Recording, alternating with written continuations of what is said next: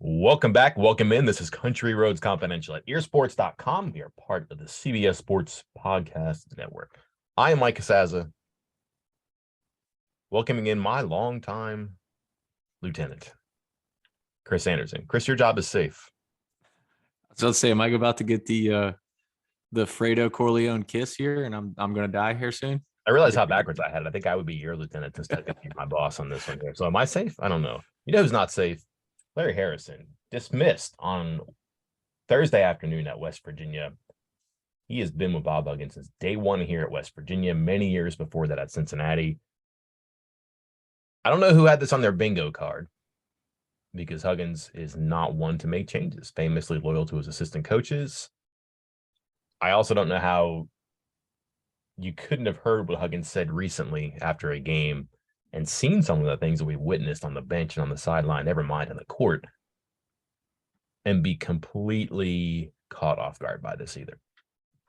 No, I'm glad the night that he said, he was being too soft or, being too kind or whatever to the players and the staff. Like, you don't say that for no reason. You absolutely do not say that for no reason. And we discussed that when it happened, kind of like, that's odd.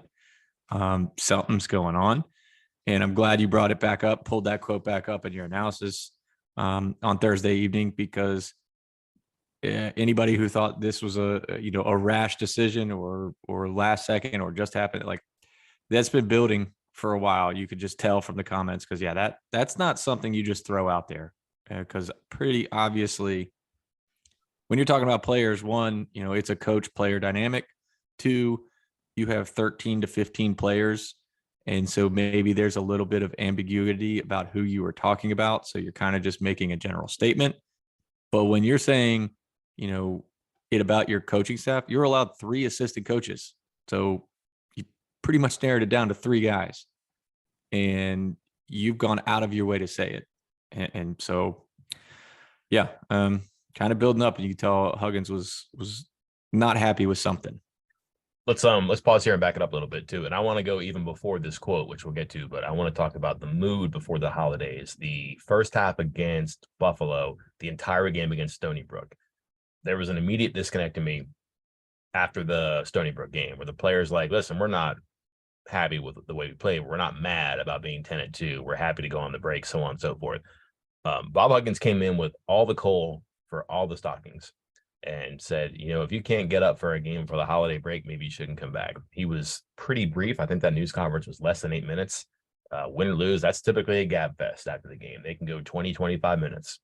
And we knew there wasn't going to be a whole lot coming out of him that night, and it didn't go very long.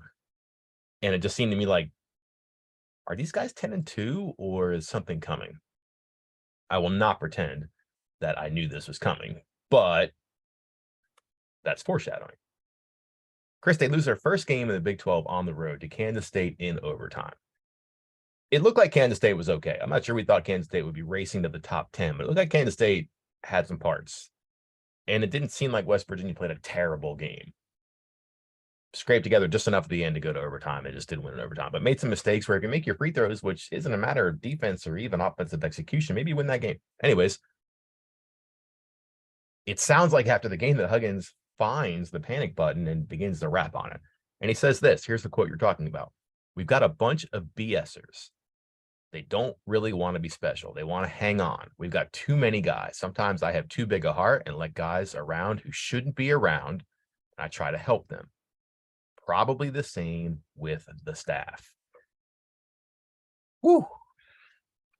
That was arresting to me, because there had been a lot of people who told you and me that changes were recommended in the offseason. They had 2-year contracts, and you can correct me on this because you wrote the story, but they had 2-year contracts that expired before the start of this season. Is that correct? Was it this season or last season? Last season. Yeah. Okay. So you go 16-7 after you reward your coaches with, I'm assuming, multi-year contracts here. Got to make a change, right? And Huggins, no.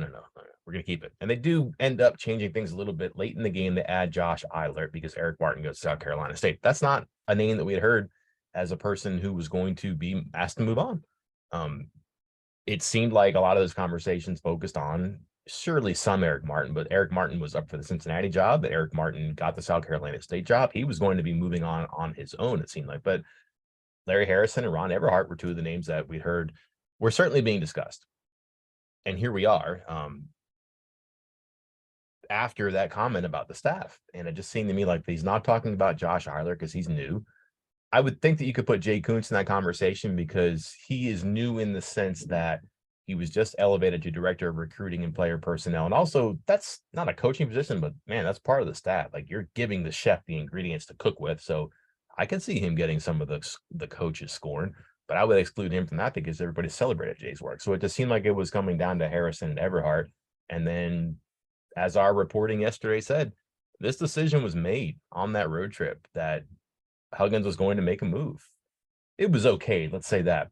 I want to have the leverage I need to make a move. Can I do it? Yes. And he didn't.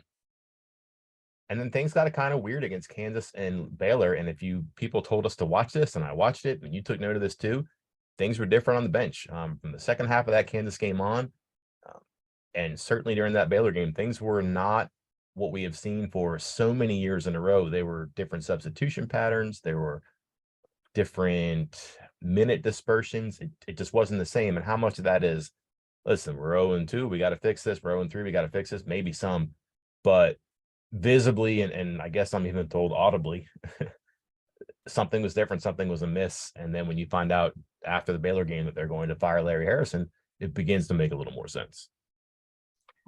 Yeah, the big thing there was for years, and you might know the answer to this. We may have to go back and look, but Harrison has handled in-game substitutions for this basketball team. I'm certain. I know there's times where Huggins turns around, yells, like if there's a bad play or something's going on, and tells somebody to run in there. But for the most part, Harrison has been in charge of rotations and minutes and all of that stuff as the game is happening.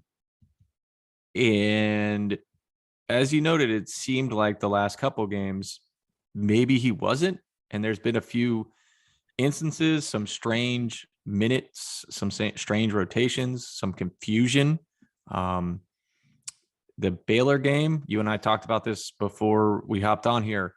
There was a stretch there in the middle of the second half. It is a 1-point game at this point. And at about Eric Stevenson gets called for a foul. He gets subbed out. I believe it's his fourth, I think it's his fourth. And 30 seconds later, there is a ball out of bounds. Huggins turns around, points to Stevenson to go in.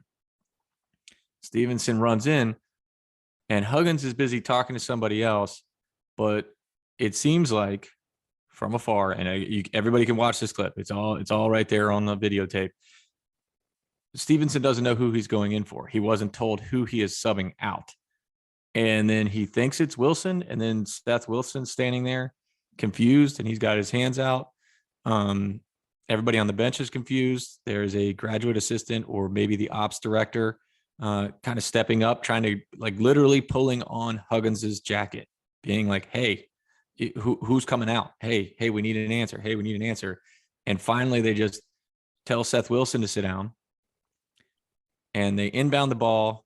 Trey Mitchell gets called for an offensive foul 1 second later. It's literally 9:57, then 9:56. And immediately somebody says something and Wilson goes back in, Stevenson comes back out. Now, in a vacuum, whatever, that's whatever. But given all that we know and who used to handle substitutions, who's starting to handle substitutions, and then seeing that happen in real time and the confusion on everybody's face and who's handling what, who's doing something and who's not doing something, it kind of raised an eyebrow, at least on my end as I'm watching it, even live, and especially now, a little 2020 vision now, being like, holy moly. But yeah, you could kind of sense it with things like that and some other instances of a change happening with responsibilities, I guess is how we're going to put it. Yeah. And the playing time in the second half of the Kansas game is one thing that people told me to go look at, and it's different, I guess, because Kedrian Johnson didn't play that game, but that is evidently when like Huggins and Alex Ruoff kind of just took greater control of who's playing how much. Let's make sure they don't play too many minutes, and they changed, and things are different now. And then it continued against Baylor, and now we have this situation where West Virginia is 0-4. And I keep saying this, and I've said it for far too long now, and I'm not saying it because I want to kind of hammer home my point, but man, Chris, this is a team that needs something good to happen in the worst way. And this is probably not what they're thinking is going to qualify as that, because Harrison's been around a long time, and players, even when they're 0-4, think that they're going to be 4-4, and then 5-4, and 14-4. When they start to look around and be like, wait a minute, other people don't believe this. Wait a minute, the coach is gone? What does that mean? That can spook you a little bit too. And now it's a team that hasn't won on the road in 99 weeks in Big 12 play. They go to Oklahoma. They have not had success against that team or in that venue in quite some time. I had no idea what to expect on Saturday. This is going to be very interesting. It could inspire them. It could spook them, like I said, but it's a pretty big moment here too. Speaking of big moments, let's talk about the radio. To preface this, here's what we reported yesterday. Decision made on the road trip. Didn't happen, and then did happen. Bob Huggins is a Hall of Fame coach, second wins among active coaches, third all time in Division I history. Ren Baker's cup of coffee is still warm in the athletic director's office. I have an extraordinarily hard time thinking that in the midst of him getting to know the landscape and working closely with football in a pretty important time in the football offseason, with everything else going on, all the meetings and everything he's doing, that Ren Baker stepped into the Coliseum on Thursday and said, Bob, I'm going to fix this. I'm going to fire your longtime assistant coach. I just do not believe that. I've been told that's not what happened from many people. We covered this yesterday. I'm not going to go over that more now. If you want to read it, go check it out. I'm not going to use our airtime for that. Bob Huggins uses airtime Thursday night on his radio show to say he was not as involved in this as he is portrayed to be. Uh-oh. What do we have here? I don't know. And that's kind of what I wrote last night. My initial thought was, yeah, he's obviously saying he wasn't as involved in the decision to fire Harrison as he was portrayed to be. And you're 100% right to think that. No context, no follow-up. It's a radio show. I get that. I'm sure there are ground rules for the conversation, the question that could be asked. You might be able to fill that in more based on what you told me before we started talking, but I don't know how you would read that or hear that and go, oh, he meant something different than that. Yeah. And like if I didn't know what I knew, which I knew because you told me, and it's in the story that you wrote again, that you referenced, and we don't need to dive into that too much. Go read it. But if I hadn't read that first, I would say, oh, he's very clearly saying he didn't make the decision, that it came from someone else. But and then I started thinking, is he saying that he maybe wasn't as, because he says, I wasn't as involved as I've been portrayed to be. Like, is he saying he wasn't as involved in the team and the decision-making, the game decisions, and that's why Harrison had to go? Again, that's why I don't want to put words in anybody's mouth. So that's why I said I'd put both up there. Said, who knows? Wish there was a follow-up, but it's not a situation for a follow-up, really. Like you noted, radio show, supposed to be fun and just kind of hanging out over at Kegler's. Not being critical there. I understand the venue for sure. Yeah. This isn't some press conference where people are supposed to be peppering him with questions. But I think it's safe to assume he kind of wants to distance himself from this decision. Is that a safe way of saying this?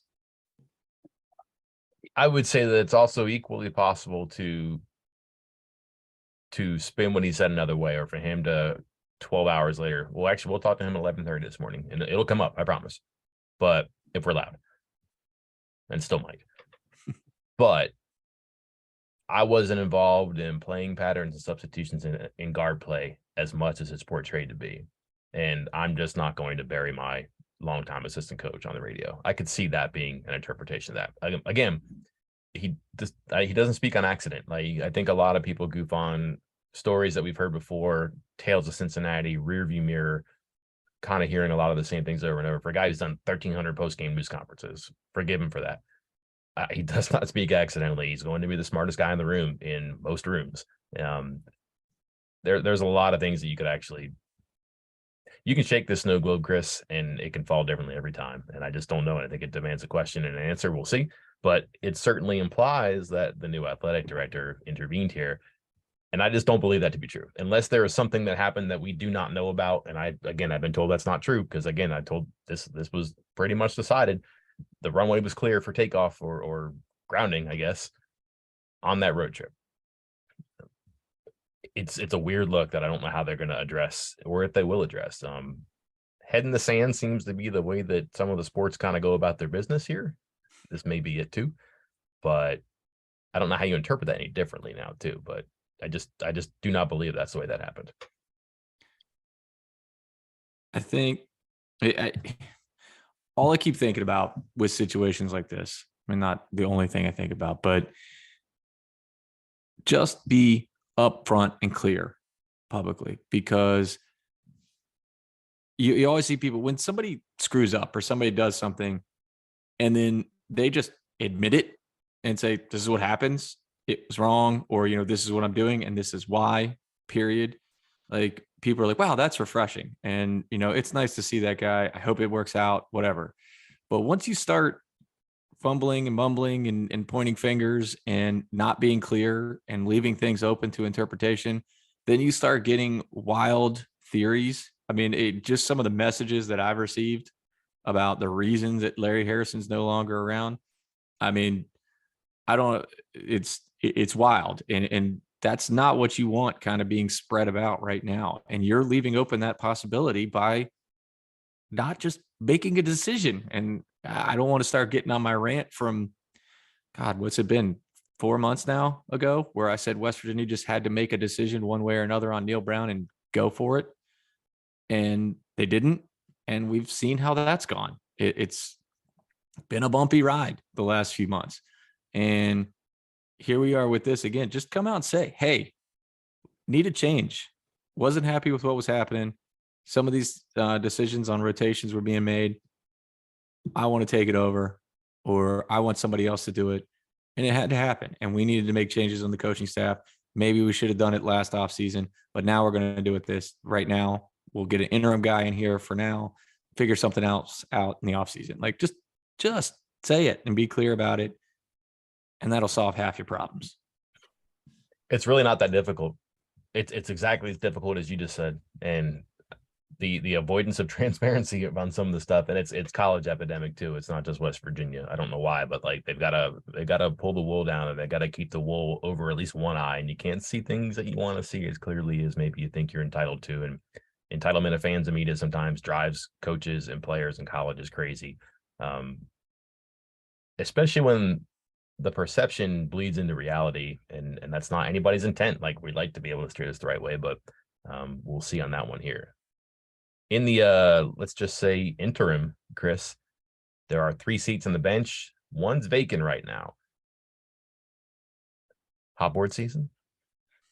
Where is it, Michael? No, Post absolutely not. Post it and update it every day.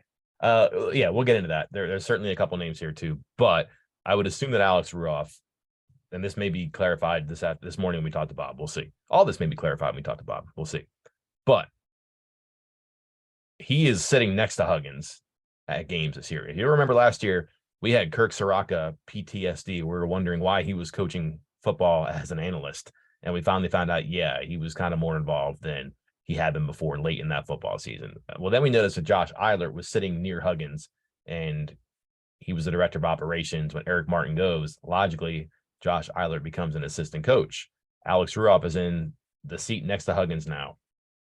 I'm told that has a lot to do with substitutions now, and that information at the end of the bench, where they have an analytics guy and they have people who are tracking minutes and matchups and what's good and what's bad, they can get the info to Huggins through the Alex Ruoff filter. Ruoff played for Huggins. very good international basketball player, competitively, instructionally, he gets it, and he can talk to Huggins, and Huggins will listen. So that makes sense. And I would assume that he would be an interim here. He's in a GA right now, never been the recruiting on the road.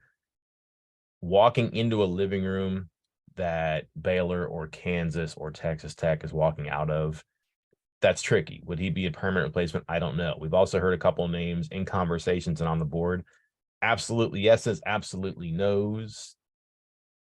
I don't know how much you want to get this, but names or even profile for how they fill this spot, or perhaps multiple spots.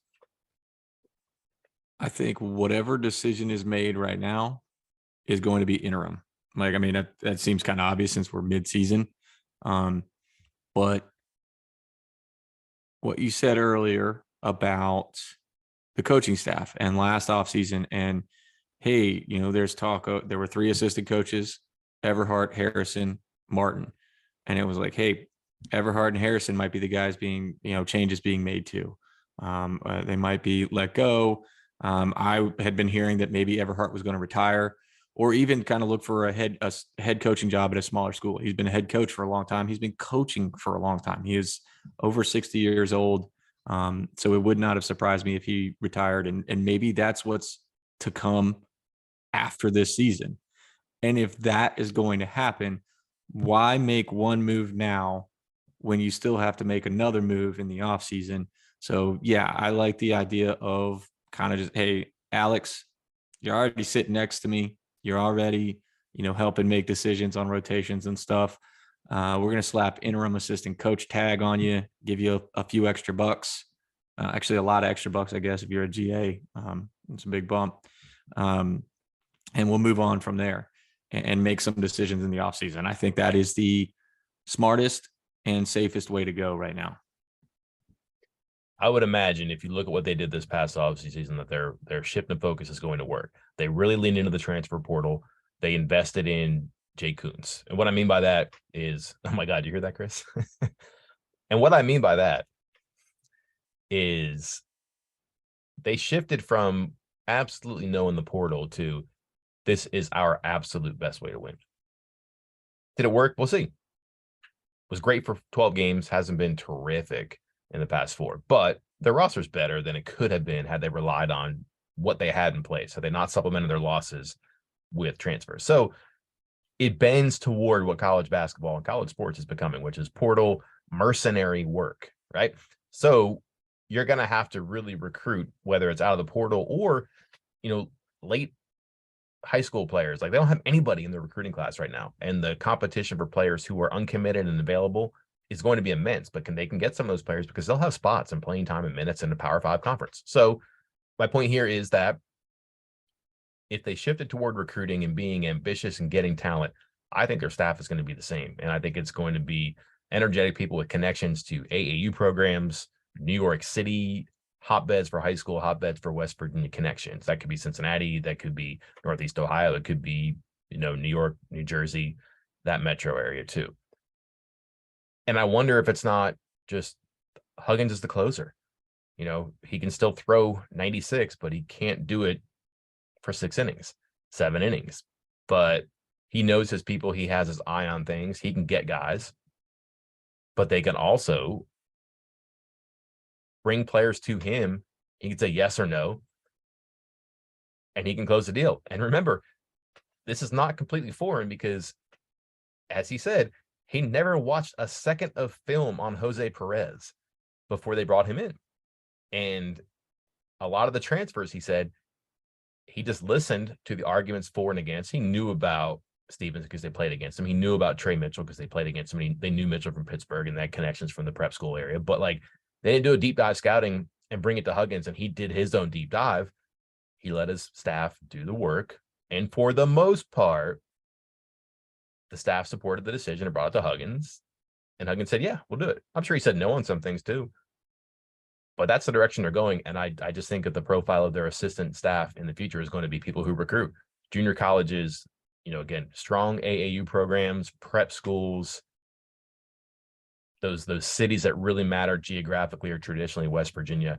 They can just run around there, grab the players, bring them to Huggins, and Huggins says, yep, nope, and he's the closer here, and he tries to get it. They make the pitch, and he closes the deal.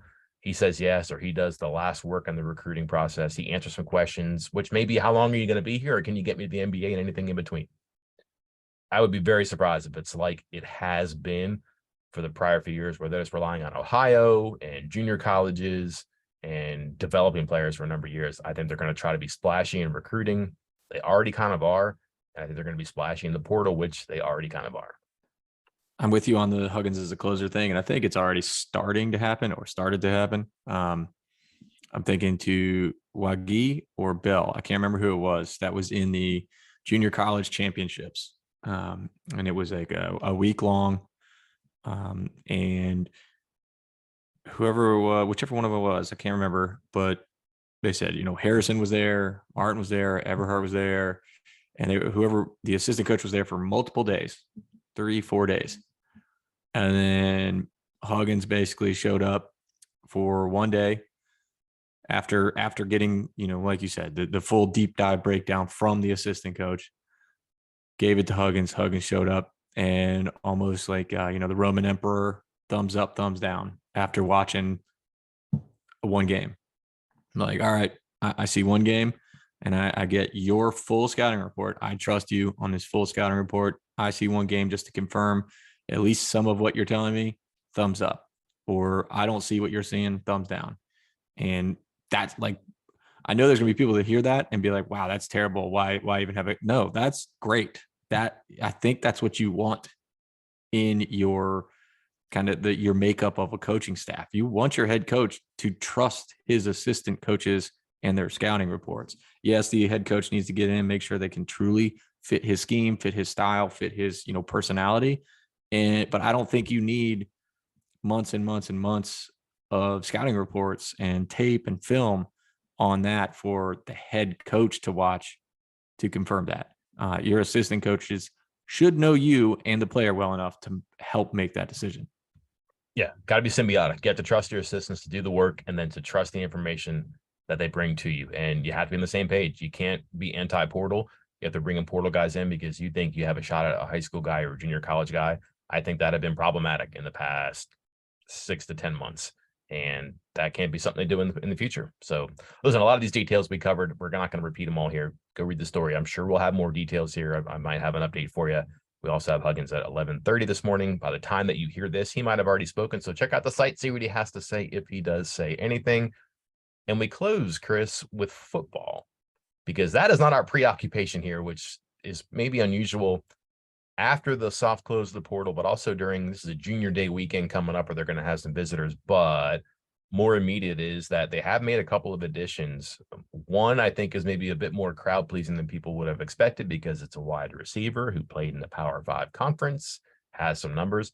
The other is a defensive lineman who is probably looking for a chance to play and show what he has from a Power 5 conference that maybe wasn't a take or wasn't a priority before, but they're also not shy about adding defensive linemen, and they got a big one here who has a couple seasons left too.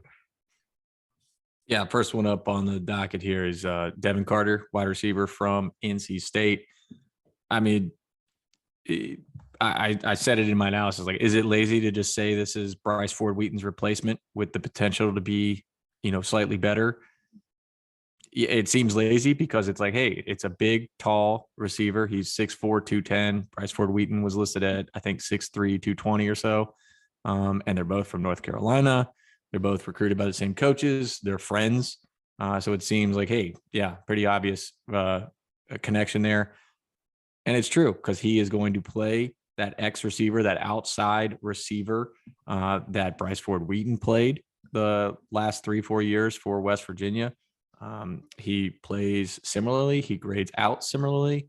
I think there's two big things where fans might get excited, because if you asked me, what's one thing that kind of hurts Bryce Ford Wheaton's stock, and some people might say the drops. He's been a guy that has dropped some passes over the last couple of years. We've noted it here. He and Sam James were among the Big 12 leaders in drops for each of the last 3 or 4 seasons.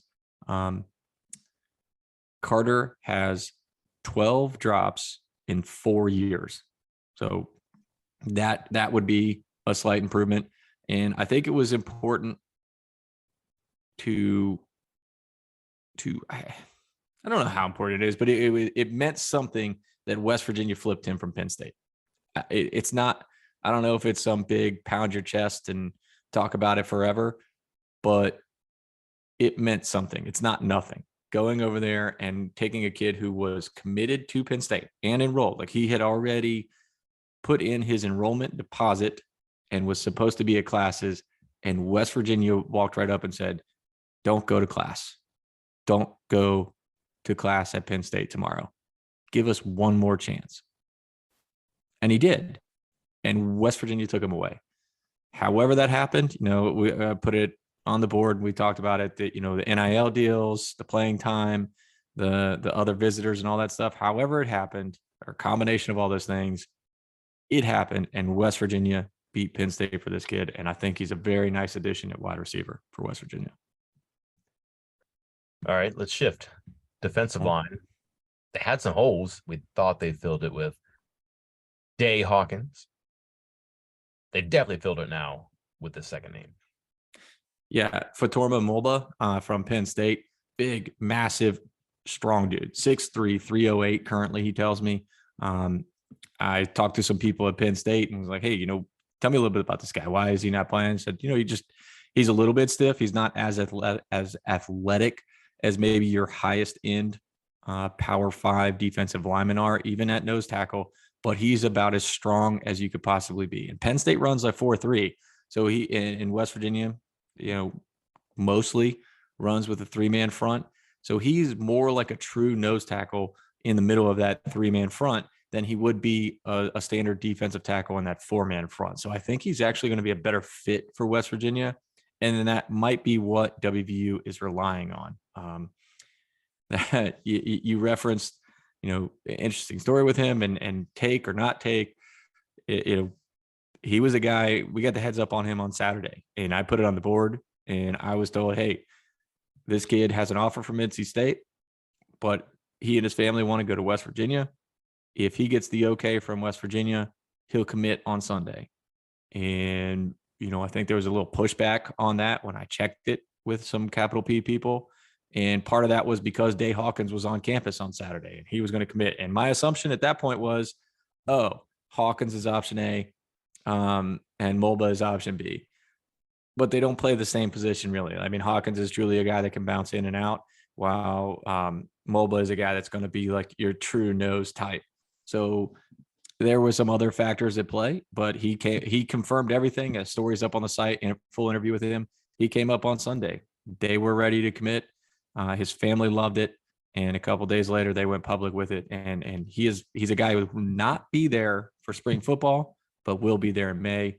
But when you got 3 years of already play, or 2 years or 3, I guess, with COVID of playing college football, I don't know how much you need to be doing spring football. A relief for him, I'm sure, too. Final question, Chris. These are times where we thought the portal was closed. All of a sudden, I see tales of people visiting. I'm curious now, because the work is never done. Is the work done for West Virginia? Could they have visitors? Could they have additions to this class? Might there be developments that we were not expecting some number of days ago when we thought things would slow down? And we've since witnessed that. In fact, they've hastened up a little bit. Yeah, you're still going to see a lot of movement here.